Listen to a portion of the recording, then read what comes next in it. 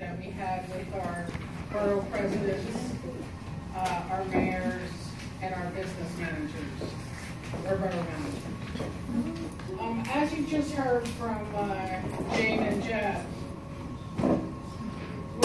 we're really stuck between a rock and a hard place. We want to give the best educational product we can for our students because that's their way out, and we don't have the money to do. There is another tax that we can levy, and that's the EIT. I don't need to tell Darby what an EIT is, you already have. We're talking about this because as a long-term board member, I asked my board to talk about it. Raising property taxes over and over and over doesn't really work for anyone. It doesn't work for us either. So we have a choice: raise property taxes, establish an EIT, which is a 1% EIT, which is a split with a borough. Who has an EIT and who doesn't? Presently, the only school district in Delaware County that has an EIT is Pendelco, although a great majority of school districts in Chester, Montgomery, and Bucks counties do have EITs. If an EIT was enacted, what does this mean to our 6 communities? For Darby, East Lansing, and Yaden, the people that currently have an EIT, that means the district would take their 0.5%. For Alden, Colwyn, and Lansdowne, that means we would get the full 1% until they enact an EIT, which we imagine would be pretty quick because they do not have to go to referendum. They just have to have a vote one night. So we're assuming that they would take that money pretty quick. So what's the process? We don't vote to enact an EIT. We vote to let it go to referendum and let the citizens decide. It would appear on a May primary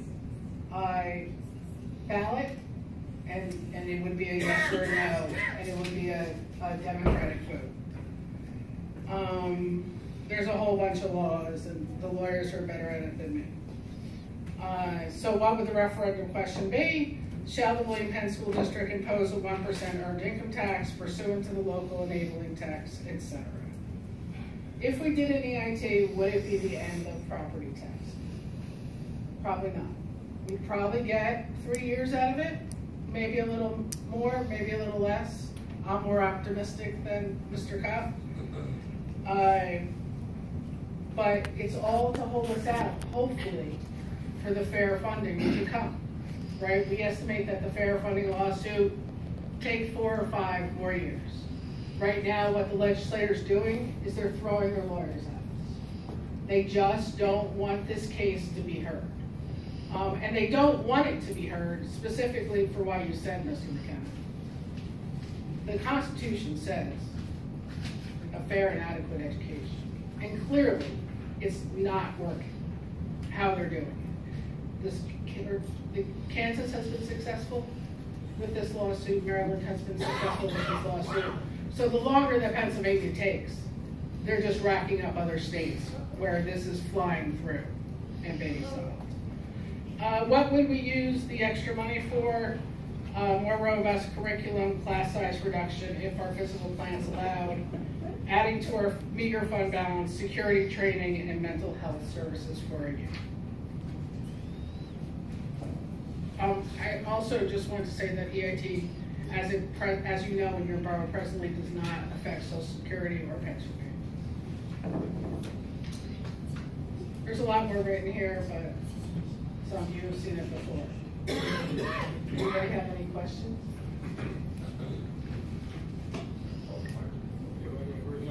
No, I have a question. My question would be to Mr. Pacenti. How would this losing half of 1% of the EIT impact the borough of Darby? We discussed this, and I think Ms. Huffman knows where I stand. We do. We discussed this at the breakfast. The impact on us would be close to $700,000 to $750,000 revenue on our side. So it would leave us in a hole of about $700,000, depending on the collection that year, or it could be about $750,000. Our mill worth is $147,000, so you would look at a new year increase of close to 5 to 5.5 mils on the homeowners in the borough of Darby. Or, as I explained before, you would have to look at either cutting, if you didn't want to raise 5.5 mils to make up that deficit, you would look at cutting services. And where would you start? You start at the biggest part of the budget, which would be your police force. You know, just like the school district, we face the same issues, pension payments, which is their retirement payments. We face healthcare issues. We're in the same Delaware County trust as they are. We got a 0 increase this year, which was phenomenal. I mean, it's probably one of the best things to be in that trust. It was a good move for everybody to make. And we face salary increase, which is contract driven for the FOP and through our SEIU with the highway guys. So, you know, it's some of the issues that also is, if it goes to a referendum, it was brought up by East Lansdowne. Why should other towns have the right to make a decision for us? Why should East Lansdowne go out and vote on a referendum and make a decision for Darby? Why should, you know, Alton looks at it as it's just a Band-Aid to a solution. I look at it as we're just passing the buck. So the school district's not going to raise the taxes for 3 years, but the municipalities are going to raise the school taxes for 3 years. And we're going to continue to raise them. We're built up here. There's nothing more to build here. We don't have a lot of business, so who takes the tax burden? It's the residents. So that's the one, the homeowners. They're the ones paying the taxes. So the effect for us is bad, real bad. I mean, if you want to go, it sucks. I mean, it's the best way to put it. It's unprofessional to say, but it is. Who's going to hurt? It's going to hurt, especially it's going to really hurt is our senior citizens. We have a percentage, our population of senior citizens in Darby Borough is 13.2%. They're the ones that don't pay the EIT, have fixed incomes, know exactly what they're going to pay. We haven't raised taxes here in quite some time. If we do, it's been minimum. You know, some of the issues that when people say you raised our taxes, well, we did, and it's just your water usage wasn't good because of the sewer bill. But that's some of the issues they face. So when you look at the senior citizens, what are they going to do? They're going to walk away from their homes. So now it's going to increase the vacant homes we have in the borough. You know, some of the other districts, Alton has 21.7% of senior citizens. Colwyn has 9.1%. East Lansdowne's 13%. Lansdowne's 18.1%. And Yaden's got 19.2%. So I think we need to, before we jump the gun here, we really need to, you know, think about this. You know, Alton, I've talked to Alton. I've talked to the borough manager. And, you know, would he be happy to have $500,000? Yeah, it's $500,000 right? He'd be happy with it, but he looks at it, it's nothing special for them. They really don't need it. You know, Colwyn, Lansdowne, you know, I don't know where they stand, but, and then, you know, East Lansdowne and Yaden, it's going to affect them, sure. It's going to affect East Lansdowne. I know that. And it's really going to affect us. So, I mean, and then if this assessment comes back with the reassessments, and it really, if that drops, and then if our mill drops from 147,000, just say it does drop to like 120,000, I'm just throwing a number out there. Then your mills, now we're going to have to increase 7, 8, 9 mills. I mean, you're talking about $1,000 increase in taxes.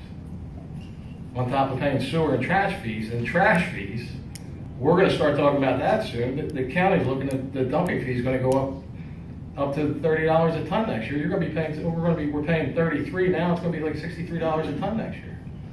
That's a guarantee. And that's just, they're saying that's where they might start. So trash fees are going to go up, and you're going to start paying for recycling soon. So it's not getting any better for anybody. I mean, let alone the school district. I agree, and I agreed with you that morning. The state is incorrect with the way they fund the school districts. I absolutely agree with you. And I said that we would give you, speaking for myself, I'm sure council would agree, but any support you need there, we were behind you 100%. But as far as this EIT, myself personally, you know, I don't. It's going to be devastating to the borough of Darby. Thank you, Mr. Vicente. As a retiree who hasn't had an increase in almost 15 years in the income, I know what you're talking about. also as a retiree, 15 years, and I haven't had an increase in that time. Right, I guess it's a question of who raises taxes, right? You know, every June we have a lot of citizens that come in and say, don't raise taxes, don't raise taxes. And our boroughs have not raised taxes. They haven't, and you guys have done a great job. But then it leads on us to raise taxes because we have no way to fund our education. So some of this is tax shifting, right? Some of it is, well, we don't want to be the ones raising taxes anymore.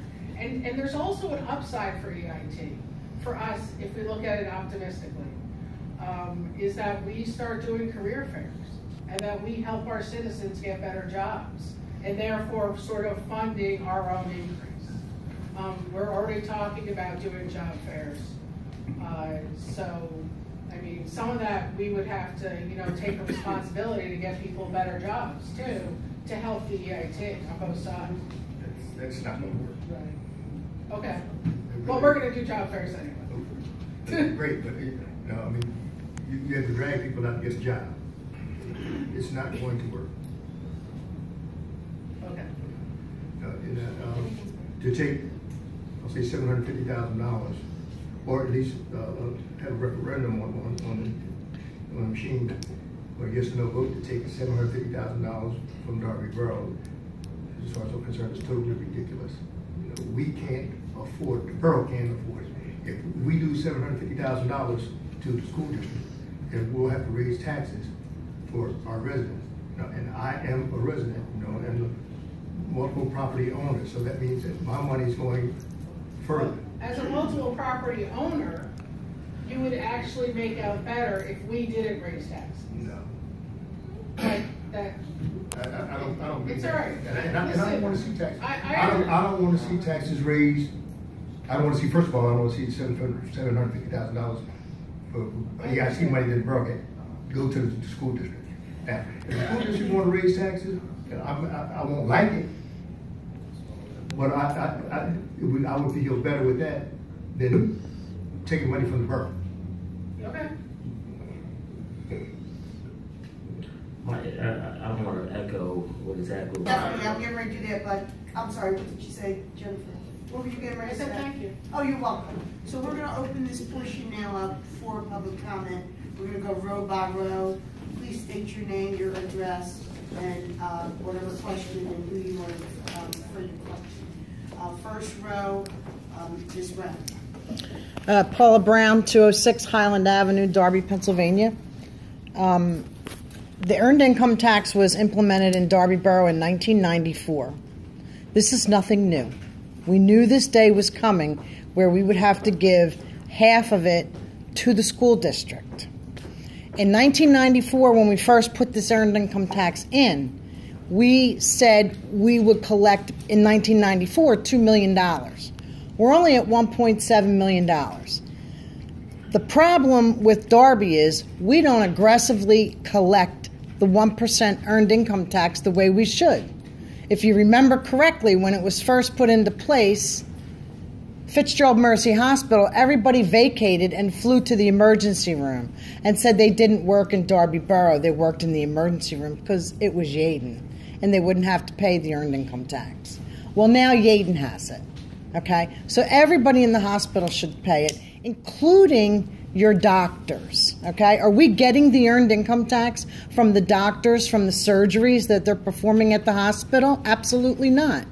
Are we collecting it from the attorneys who come into our district court every day for the Sharon Hill cases, the Colwyn cases, and the Darby cases? They're earning money in Darby Borough. They are using our services, and they are supposed to be paying the 1% earned income tax. We wouldn't have to raise taxes. $700,000, I don't know where the figure came from, but if we aggressively collected the tax and went after those who don't pay the tax, who should be paying the tax, we wouldn't have to raise taxes one bit. We could effectively reduce them. In the past few years, we have been spending money in this town like drunken sailors. Look at this building, the Taj Mahal, granite countertops. No other community has a center like this, and we're paying for it. This was not free. This is money that we are paying. How much are we paying? $1 million a year for this building? What are we paying for the bonds? How much did it cost? Over $12 million, and now we're going to worry about $750,000 when we've just blown it? We have to start aggressively collecting that earned income tax. If we do that, we won't have a problem, and we're paying our fair share.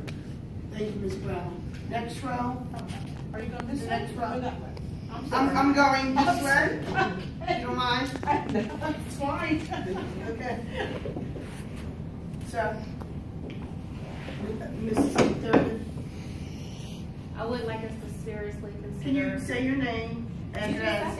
No, sorry. Jillian. For the record, please. Jillian Tharagood, 1136 Kenwood Road. I did not give my permission to be recorded, but I guess You're in a public I'm gonna meeting. do it, whatever. I actually like the fact that we have this building, and I would really like to see us come up with some other options other than the EI, the earned income. I would like to really see us work together. I'll do anything I can to help us out. Thank you. Ms. Davis? Don't put that on my grandson. Well, I don't want him on YouTube. He's a Okay, kid. we're going to start over here. Miss, first row. Miss, I don't think does anyone first row? No. Miss Al. Hi, Gillian Alvey, 215 Highland Avenue. This may seem like a really crazy question. Another one of the crazy questions I've always found a bit more. Are landlords, are they subject to the earned income tax as they collect rent? They're subject to that and business privilege too. Okay, because Because they're making money in the town. I think Bob told me, I think we're up to about half of the properties are landlord owned.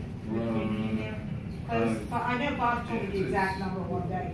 It's over, yeah, it's over, I believe it's over 50%. Yeah. So that's what, and then the other thing, and I know it's troublesome here and all, and that uncollected, this past year for 2017 for the borough, there were 829 properties put into tax claims. The vast majority of them were our landlords, just so you know.